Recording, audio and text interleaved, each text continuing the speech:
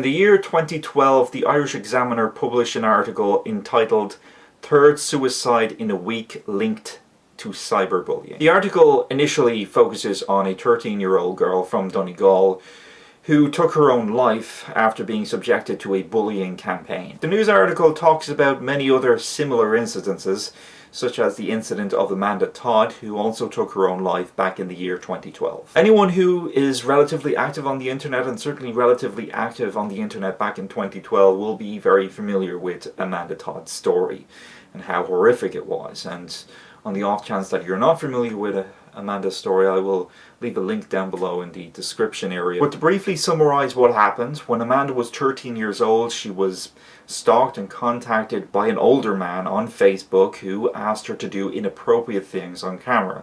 She refused to do it, and he said that if she didn't do it, he was going to release photos and footage that he had on her to her friends. She completely ignored it, and the footage was actually released to her friends. She lost a lot of friends, and this actually led to online harassment. This actually not only led to online harassment, this led to physical assaults in her own school, and this eventually did lead to her suicide. So this was a very overlong harassment for Amanda. It was very heartbreaking. And even now, since her death, people will still criticize her for making bad judgment calls and bad mistakes. Look, yes, she made some bad mistakes, but that does not justify her losing her life or being pushed over the edge to take her own life. There is no justification for pushing anyone over the edge to take their own life. And not to mention, Amanda was 13 years old and she was being sexually abused, verbally abused online by a man in his 30s. That is very screwed up.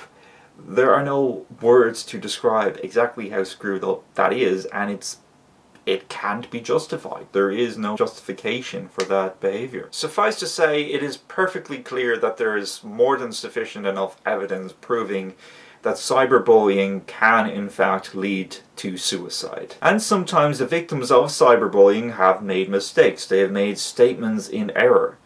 But making a mistake should not be a death sentence. Making mistakes should be an opportunity for one to learn from their mistakes. In my opinion, it is a perfectly reasonable approach for social network sites to have certain rules in place for how to treat other members. It is also perfectly reasonable of them to take certain steps in order to prevent, or at least to minimize, the consequences of cyberbullying. This idea that freedom of speech is so important, it should also include cyberbullying.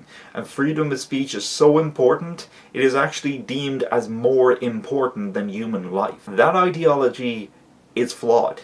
It is not just flawed, it is irresponsible, it is selfish, and it's childish. But to the victims of cyberbullying, I implore you to try to attempt to prevent it from escalating. If you are being harassed online, be it Facebook or Twitter, please make use of the block and mute functions on those platforms. They are there for a reason.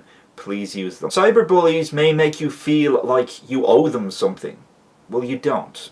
You owe them nothing. Just block them. You don't owe them any explanations about your life. You don't have to justify yourselves to them. They don't deserve your time, and you don't deserve to be subjected to their toxic behavior. If it is already past that point, please just talk to someone. If you have friends or family to talk to, do it. If you don't have friends or family to talk to, make use of a suicide prevention hotline. Too often, cyberbullying is swept under the rug as a non-issue. It is not a non-issue, it is a very serious issue, and it should be taken very seriously. Thank you for watching.